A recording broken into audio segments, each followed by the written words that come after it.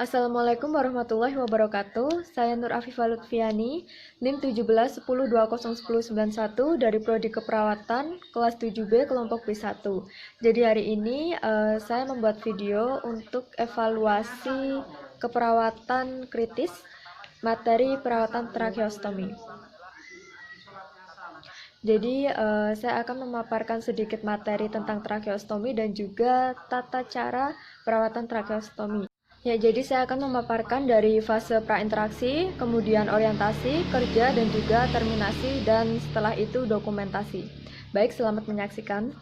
Tracheostomi sendiri merupakan suatu tindakan operasi melubangi bagian dinding anterior trakea, di mana nanti dipasang suatu kanul sehingga udara bagian luar dengan udara dalam paru-paru itu terhubung. Tujuan dari tindakan ini yaitu untuk memperkecil dead space, memperlancar aliran udara, kemudian memudahkan dalam membersihkan sekret pada bronkus dan juga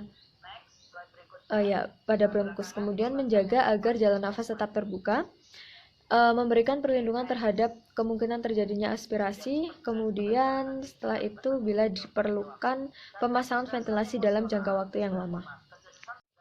Untuk indikasi dipasangnya tracheostomi ini antara lain pada pasien dengan obstruksi saluran nafas bagian atas, lalu sekret pada trakea yang susah untuk dikeluarkan,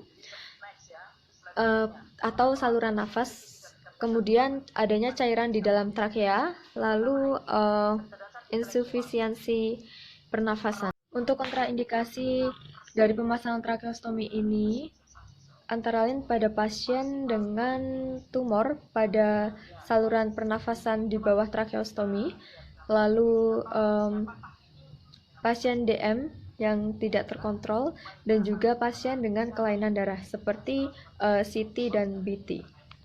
Baik, untuk yang selanjutnya yaitu perawatan tracheostomi dari mulai prainteraksi sampai dengan dokumentasi. Prainteraksi, orientasi, tahap kerja, terminasi, kemudian dokumentasi. Untuk yang pertama yaitu tahap prainteraksi, baik saya perawat Afi, perawat yang jaga shift pagi ini di Bangsal Dahlia nomor 3. Saya telah membaca rekam medis Nyonya X beralamat Jalan Godean. Saya telah mencuci tangan saya telah mempersiapkan alat dan juga ruangan yang nyaman. Saya siap untuk bertemu dengan klien. Assalamualaikum Ibu, saya perawat Afi, perawat yang jaga shift pagi ini di Bangsal Dahlia nomor 3. Benar ini dengan Ibu X? Oh ya, Ibu X, saya lihat gelang identitasnya dulu ya. Oh ya, benar, ini sesuai. Gimana Bu kabarnya hari ini? Oh ya, baik. Ibu sudah menjalani operasi tracheostomi ya Bu ya? Ya sudah. Ya, apa ada keluhan Bu setelah itu? Oh, tidak ada. Oh ya, alhamdulillah ya Bu ya, kalau misal tidak ada keluhan, ini di sini saya akan melakukan perawatan tracheostomi Bu. Jadi perawatan ini tujuannya untuk menjaga daerah sekitar sini ya Bu, kan lukanya masih basah. Kemudian setelah itu saya akan melakukan suction. Suction itu tindakan menyedot lendir-lendir ya Bu ya, supaya nanti bernafasnya lebih mudah, begitu ya Bu ya. Nanti saya akan melakukannya mungkin sekitar 10-15 menit. Nanti prosedurnya, ini kan sudah ada alat-alatnya. Ini nanti alat untuk menyedotnya Bu. Begitu. Pokoknya Ibu tidak usah khawatir, saya akan melakukannya dengan hati-hati. Begitu ya. Apa bisa kita mulai? Oh ya, mulai.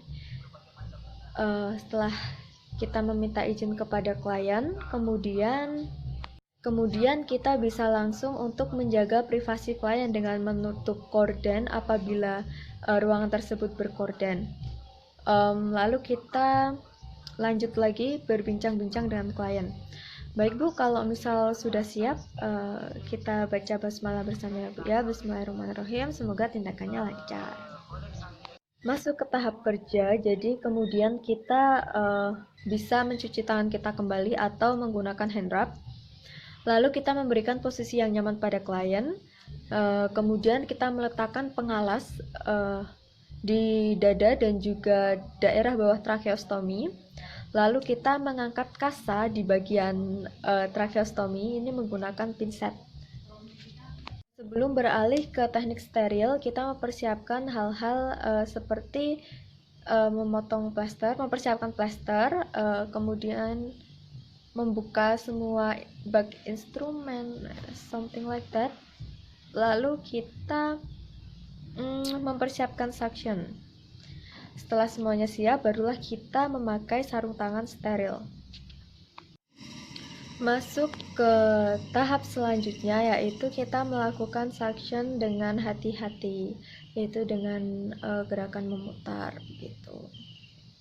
Dilakukan dengan dua tangan dan kita sambil memonitor saturasi oksigennya atau SpO2. Setelah selesai, kita lalu membersihkan daerah stoma ini menggunakan kasa steril dengan NaCl yang dibahasai NaCl, lalu kita mengeringkannya dengan kasa kering. Lalu kita memberikan salep antibiotik yang diresepkan oleh dokter bila ada, lalu kita tutup stoma tersebut menggunakan kasa lagi. Lalu kita mengganti pita kanul, pegang kanul pada waktu mengganti pita kanul, letakkan simpul pita di belakang atau di samping leher. Apabila tracheostomi ini belum ada 24 jam, balon atau caved tube dikosongkan beberapa menit dan isi kembali dengan udara secukupnya dan ukur tekanannya. Nah, bila tracheostomi ini lebih dari 24 jam dan tidak ada pendarahan, caved tube bisa dikosongkan. Kita juga memasang kasa steril yang dibasahi NaCl itu di bagian kanul. Nah, setelah itu kita membuka sarung tangan, lalu merapikan alat dan juga memberikan posisi kepada klien itu dengan nyaman. Terminasi, jadi kita menanyakan bagaimana perasaan klien setelah dilakukan tindakan. Gimana Ibu? Ini kan tindakannya sudah selesai, gimana perasaannya sekarang? Oh ya, sudah lebih lega ya tenggorokannya ya. Ya, jadi ya Bu ya, hari ini kita cukupkan. Jadi untuk perawatan tracheostomi selanjutnya itu hari Selasa ya Bu ya, jam 2 siang. Bagaimana Bu? Bisa ya Bu ya? Iya. Bu, bagaimana? Apakah ada yang mau ditanyakan terlebih dahulu? Tidak ada? Oke, jika tidak ada kita akhiri ya Bu ya. Alhamdulillahirobbilalamin. Selamat beristirahat Ibu. Setelah itu kita kembali ke nurse station dan juga mencuci tangan karena telah berkontak dengan pasien dan juga lingkungannya, dan menuliskan dokumentasi keperawatan di asuhan keperawatan. Untuk DS-nya itu pasien mengatakan bahwa tenggorokannya sudah sedikit lega, sesak nafasnya berkurang, kemudian untuk DO-nya itu terdapat secret ya yang kental. Untuk A-nya itu masalah bersihan jalan nafas efektif belum teratasi.